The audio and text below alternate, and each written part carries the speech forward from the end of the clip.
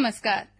कोविड-19 पर आधारित इस विशेष कार्यक्रम में मैं आपके साथ नूतन। कोरोना महामारी से लॉकडाउन के चलते उत्तराखंड लौटे प्रवासियों के लिए त्रिवेंद्र रावत सरकार ने मुख्यमंत्री स्वरोजगार योजना को मंजूरी दे दी है।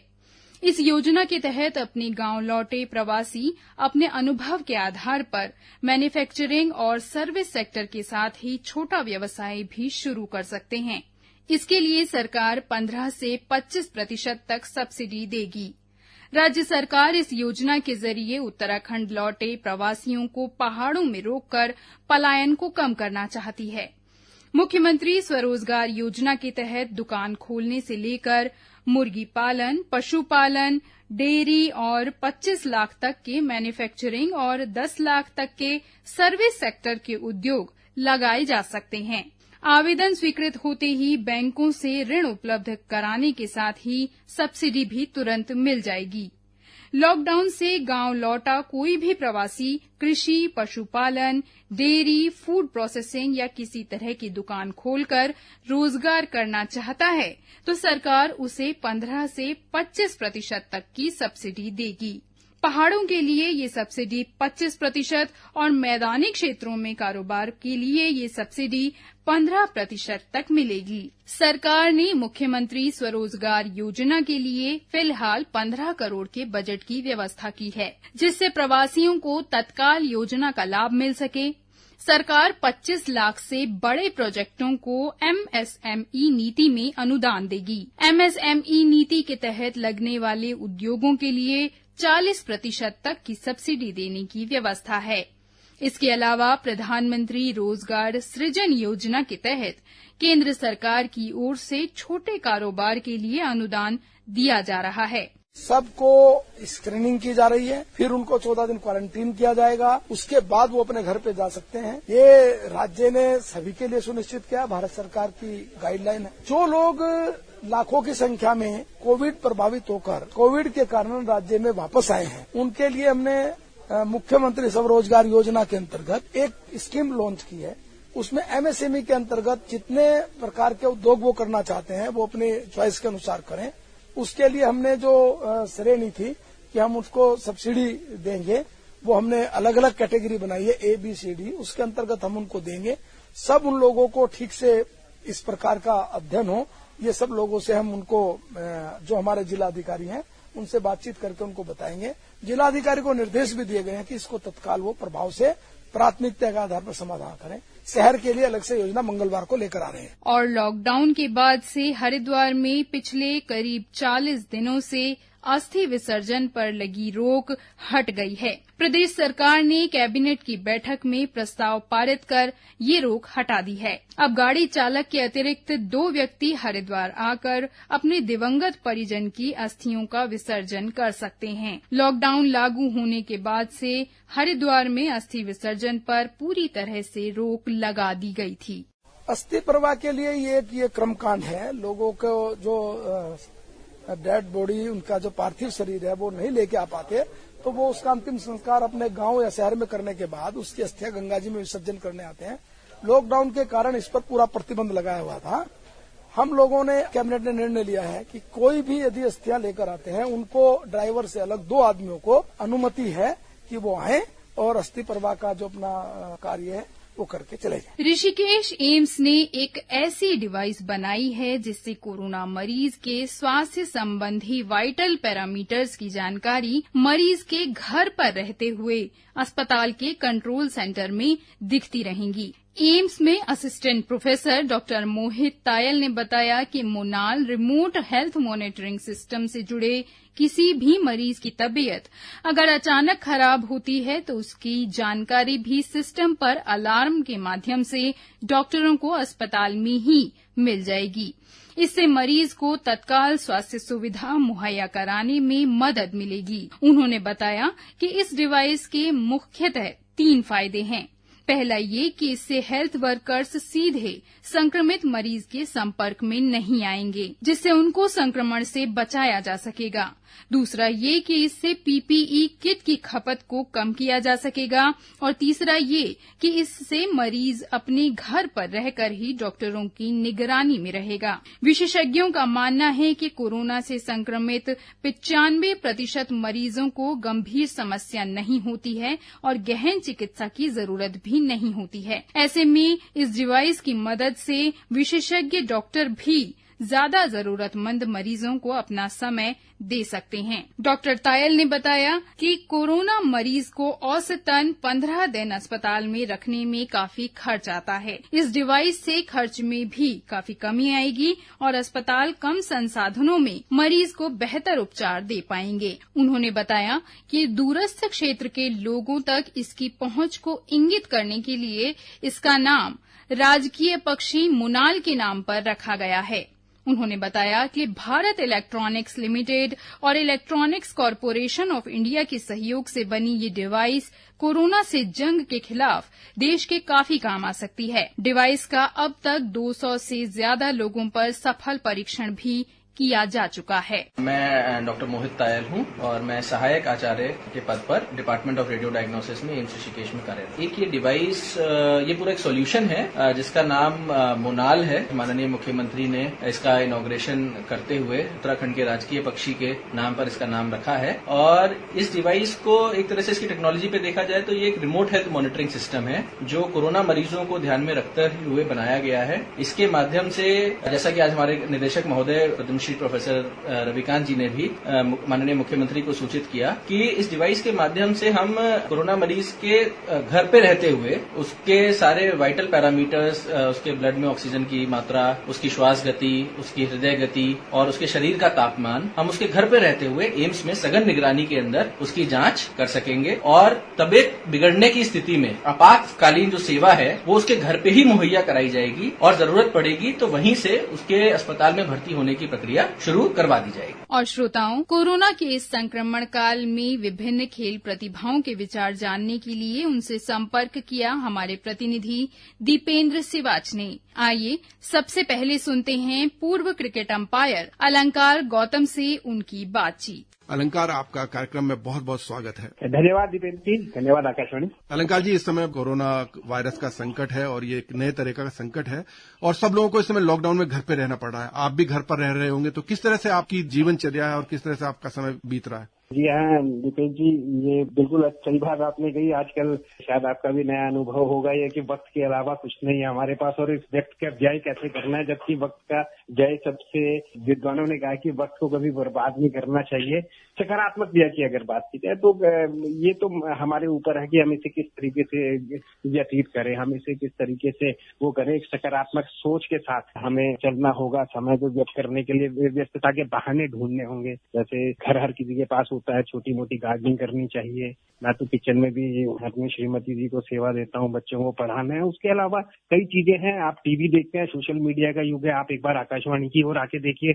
इन दिनों में हमें पता चला है कि आकाशवाणी कितनी रोचक चीजें प्रस्तुत कर रही है, परोस रही है। शायद ये हमें सोशल मीडिया में और टीवी चैनल्स में नहीं मिलता है या समाचार पत्रों में नहीं मिलता। जी, क्योंकि आप खुद कमेंटेटर हैं, खेल प्रेमी रहे हैं, तो वो जो समय आपका बीतता था कमेंट्री में, उसको किस तरह से आप कंपनसेट कर रहे हैं? दूसरा ये कि खिलाड़ियों को आप किस तरह की सलाह देंगे कि वो इस समय अपनी फिजिकल फिटनेस पर और अपनी बाकी स्किल डेवलपमेंट पर वो काम करें? जी हाँ, बिल्कुल। देखिए, हर चीज के सकारात्मक पहलू होते हैं और अब जब से लॉकडाउन हुआ है तो पर्यावरण काफी शुद्ध हुआ है। ये जरूरी नहीं है कि आप क्रिकेट खेलते हैं तो आपके हाथ में जब तक गेंद और बल्ला नहीं आएगा आप फिट नहीं रहेंगे, आप खेलेंगे नहीं। या बैडमिंटन के खिलाड़ी हैं तो जब तक आपके हाथ में रैकेट नहीं आएगा, कई चीजें हैं। हमारा जो सबसे प्राचीन पद्धति है योगा, उसके लिए बड़ा अच्छा माध्यम है आपको स्वस्थ रखने के लिए। थोड़ी बहुत एक्सरसाइज आप घर में, छत में या अपने जो स्ट्रीट होती है, गली होता है, पैसेज होता है, उसमें कर सकते हैं। और अब तो टेक्नोलॉजी इतनी आ चुकी है कि खिलाड़ियों को पढ़ना चाहिए। जरूरी नहीं है कि वो शरीर से खेलेंगे तभी खिलाड़ी बन जाएंगे। अब तो खिलाड़ियों को के लिए काफी ज्यादा क्लासेस चलती हैं, सोशल मीडिया का माध्यम है, काफी कुछ जानकारियां वो एकत्रित कर सकते हैं, तकनीकी बारीकियां पढ़ के सीख सकते हैं। और पुरानी वीडियोस वगैरह देखते हैं अक्सर खिलाड़ी? बिल्कुल सर, पुरानी वीडियोस देख सकते हैं। ये आपने बड़ा अच्छा किया है कि पुरानी वीडियोस देख सकते हैं, उसमें तकनीक में सुधार। अपनी वीडियो है तो बड़ी अच्छी बात है, अदरवाइज जैसे आज महान सचिन तेंदुलकर का जन्मदिन है तो उनकी वीडियोस बहुत ज्यादा सोशल मीडिया में शेयर की जा रही है, तो उसे मनोरंजन मात्र के लिए ना देखें, उसको देखें कि वास्तव में इनके पास क्या बेसिक्स थे, क्या तकनीक थी, उसको खुद फॉलो करें। देहरादून में कुछ खिलाड़ी सोशल वर्क में लगे हुए हैं, आप भी उस मुहिम से जुड़े हुए हैं क्या? मैं डायरेक्टली तो नहीं, प्रत्यक्ष तौर पे तो नहीं, लेकिन इनडायरेक्टली मैं जुड़ा हूँ। कई हमारे मित्र हैं, जैसे कि जो है मोहन सिंह नेगी जी, जो राष्ट्रीय स्तर के एथलीट हैं, वो हमेशा चैरिटीज करते रहते हैं, पहले भी करते रहे हैं जब किसी न किसी प्रकार से। या उपेंद्र पंवार जी हैं जो दिव्यांग सोसाइटी है देवभूमि, उसके अध्यक्ष हैं। अमित खन्ना है, राकेश जोशी जी जो सचिवालय में समीक्षा अधिकारी हैं, भरत गुलाटी जी जो चरणदास स्कूल वाले एक बड़ा नाम है, तो वो इस तरीके से चैरिटीज करते रहते हैं। तो इनके साथ कुछ ना कुछ हम इस प्रकार से करते रहते हैं कि आइडियाज शेयर करते हो। कहते हैं ना कि आपके पास 1 रुपया, मेरे पास 1 रुपया, हम दोनों रुपया बदल लेते हैं तो नतीजा वही है, आपके पास भी 1 रुपया, मेरे पास भी 1 रुपया है। लेकिन आपके पास एक आइडिया, मेरे पास एक आइडिया है, हम दोनों उस आइडिया को बदलते हैं तो आपके पास भी 2 आइडिया और मेरे पास भी 2 आइडिया है। तो उस रोल में मैं आने का प्रयास करता हूँ। लेकिन हाँ, इतना जरूर हम एडवाइस करते हैं अपने जितने भी ये राहत सामग्री वितरित है कि मध्यम वर्ग दरअसल इनको जल्दी से देने वाला भी शायद ये सोचता है कि मध्यम वर्ग वाला शायद क्या सोचे, और मध्यम वर्ग वाला को कोई पूछता नहीं है। तो मध्यम वर्ग को भी, क्योंकि अभाव कहीं भी हो सकते हैं, जरूरी नहीं है कि ये अभाव सिर्फ गरीब लोगों पे होंगे, और उनकी जरूरतें पूरी करनी भी चाहिए। लेकिन मध्यम वर्ग को भी इस समय, क्योंकि मध्यम वर्ग वास्तव में देश की असली बैकबोन होती है, तो उसे इस समय मनोबल बढ़ाने की और उसको संपर्क में रहने की सोशल डिस्टेंसिंग के साथ। जी, अंत में क्या आप हमारे श्रोताओं को संदेश देना चाहेंगे? बस सर, संदेश यही देना चाहेंगे कि जो माननीय प्रधानमंत्री जी ने कहा है उसको हमें पूरा फॉलो करना है। माननीय प्रधानमंत्री जी के अलावा जितने भी बुद्धिजीवी वर्ग जो हमें सोशल डिस्टेंसिंग का, लॉकडाउन का पालन करने के लिए बोल रहे हैं। और एक चीज मैं जरूर कहना चाहूंगा कि कृपया अफवाहों से बचें।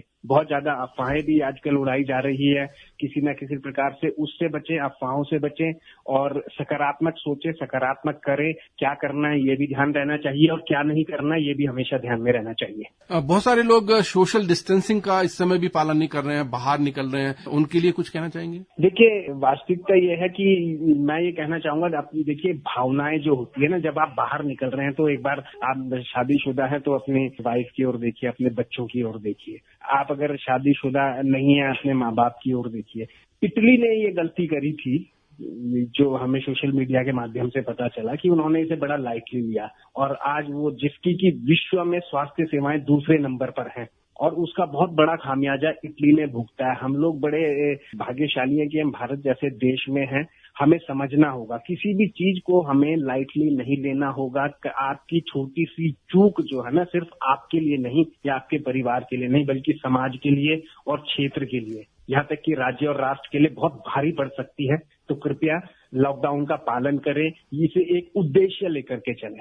जब तक आपके पास उद्देश्य नहीं होगा तब तक आप कुछ नहीं करेंगे। लॉकडाउन को एक उद्देश्य लेके चलें कि 3 मई तक मुझे लॉकडाउन का पालन करना है। बहुत ज्यादा जरूरत हो तो मुझे घर से बाहर निकलना है, और घर से बाहर भी ज्यादा से ज्यादा लाला की दुकान तक जाना होगा, सब्जी की दुकान तक जाना होगा, कोई तीसरी जगह नहीं है जाने। तो कृपया इसे उद्देश्य के तौर पे लेके चलें। अलंकार गौतम जी, आप हमसे जुड़े और आपने इतने खूबसूरत विचार हमसे साझा किए, आपका बहुत बहुत शुक्रिया, आभार। और इस समय हमारे साथ कार्यक्रम में जुड़ गए अंतर्राष्ट्रीय वॉलीबॉल खिलाड़ी श्री अरुण सूद जी। अरुण जी, आपका कार्यक्रम में बहुत बहुत स्वागत है। धन्यवाद सर। अरुण जी, ये बड़ी अभूतपूर्व संकट है और एक बड़ी अलग स्थिति इस समय हो गई है, और हम सबको घरों में रहना पड़ रहा है। लॉकडाउन की स्थिति है, एक ऐसा संकट है कोरोना वायरस जिससे हम सभी को जूझना पड़ रहा है। तो इस समय आप भी निश्चित रूप से घर पर होंगे, तो किस तरह से आपकी दिनचर्या है और कैसे आप समय बिता रहे हैं? मैं बताना चाहता हूँ कि जी ऐसे तो लॉकडाउन हर ही के लिए है, और मैं खिलाड़ी रहा हूँ, और अभी भी अपने एक्सरसाइज और अपनी सेहत का ध्यान करने के लिए हमेशा प्रयत्नशील रहता हूँ। मैं जो अपने खिलाड़ी हैं उनको कहना चाहूंगा कि कोरोना उसमें आप घर में भी एक्सरसाइज कर सकते हैं। मैं मॉर्निंग में योगा, थोड़ा सा घर में जॉगिंग, ये कम से कम 1.5 घंटा करता हूँ मैं, और वेजिटेरियन और स्वच्छ डाइट लेता हूँ मैं, और अपनी जो थिंकिंग है उसको पॉजिटिव रखता हूँ।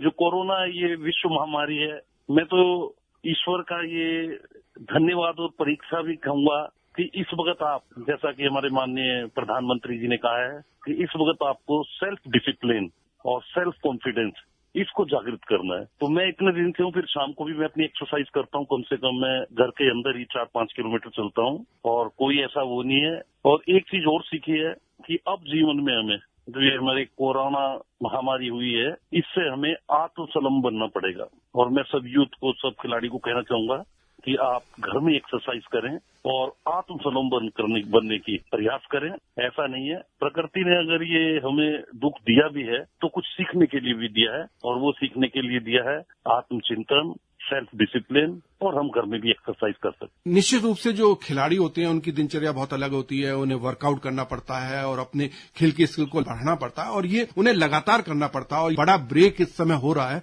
तो आप किस तरह के उन्हें टिप्स देना चाहेंगे हमारे युवा खिलाड़ियों को, खासकर जो कि इस समय सक्रिय हैं और खेल रहे हैं, कम से कम वो अपनी फिजिकल फिटनेस पर ध्यान रख पाएं?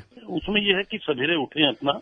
एक्चुअली कोई भी जो स्पोर्ट्समैन किसी भी गेम से है, उसकी सबसे पहले इंडोरेंस, कोऑर्डिनेशन, जिस चीज से खेलते हैं वो, और स्पीड एक्सरसाइज। तो आप घर में भी क्या है कि जैसे आपकी छत है, या आप खड़े होकर जॉगिंग कर सकते हैं, अच्छी जॉगिंग कर सकते हैं, आप स्टेप कर सकते हैं। अगर आप 1500 स्टेप करेंगे, फास्ट करेंगे, स्लो करेंगे, तो उसका 1 किलोमीटर बनता है। तो आप उसी में अपना जो जैसा है, प्रोफेशनल प्लेयर है, कम से कम सवेरे उठ के 3-4 हजार स्टेप करे, फास्ट करे, तो उसमें स्पीड ट्रेनिंग होती है। और स्लो भी कर सकता है तो उसमें स्लो ट्रेनिंग होती है। और कुछ घर में अभ्यास हैं, जैसे क्योंकि इस वक्त इक्विपमेंट वगैरह नहीं होगा, वेट ट्रेनिंग भी करनी चाहिए उनको, दंड वगैरह करें, या दीवार पे खड़े होकर हाथों की एक्सरसाइज वगैरह करें। स्ट्रेचिंग एक्सरसाइज आप कर सकते हैं, स्ट्रेचिंग एक्सरसाइज कर सकते हैं। और ब्रीथिंग एक्सरसाइज ये योग प्राणायाम आप कर सकते हैं। भस्त्रिका है और कपालभाति है, इसमें भी उतना ही वो पड़ता है। उससे आप क्या है कि जब आपके सांसों का नियंत्रण रहेगा, और सांसों के नियंत्रण रहेगा, तो वो चीज आपको बेनिफिट होगी, जो आपकी स्किल ट्रेनिंग और जो आपके खेल भी होंगे। तो मैं ये कहूंगा कि कोई बात नहीं, लॉकडाउन है, आप घर में वर्कआउट कर सकते हैं, आप घर में वर्कआउट कीजिए। और जो आप स्किल ट्रेनिंग वगैरह है, उसको थोड़ा सा आप मेडिटेशन वगैरह से भी आप अपनी स्किल कर सकते हैं कि मैं अभ्यास कर रहा हूँ, तो उससे उसको बड़ा बेनिफिट मिलेगा। और फिर जब लॉकडाउन खुलेगा तो फिर वो अपना अभ्यास करें। पर मैं ये कहना चाहूंगा कि घर में भी वो अभ्यास कर सकते हैं। जी बिल्कुल। अंत में हमारे श्रोताओं के लिए आप क्या संदेश देना चाहेंगे इस महामारी से लड़ने के लिए? मैं तो श्रोताओं को यही संदेश देना चाहूंगा कि जैसे हमारे माननीय प्रधानमंत्री जी, हमारे उत्तराखंड के हमारे मुख्यमंत्री जी ने, और हमारे जितने भी हैं, उन्होंने एक संदेश दिया है कि सोशल डिस्टेंसिंग, और अगर आप बाहर जाएं तो आप मास्क पहन के जाएं, और जब घर में आए आप तो हाथों को वॉश करें। इन चीजों को ध्यान रखें और अवेयर रहें, थोड़ा सा अवेयर रहें। थोड़ा सा क्या है कि कोरोना की वजह से अपना लाइफ स्टाइल तो चेंज जरूरी करना पड़ेगा, तो ये चीज का ध्यान रखें तो हम कोरोना को दूर कर सकते हैं। अरुण सूद जी, आप हमसे जुड़े और अपने विचार साझा किए, आपका बहुत बहुत शुक्रिया, आभार। और श्रोताओं, आज कार्यक्रम में बस इतना ही। आपकी जरा सी लापरवाही आपको और आपके पूरे परिवार को संकट में डाल सकती है। घर पर रहिए, सुरक्षित रहिए। नमस्कार।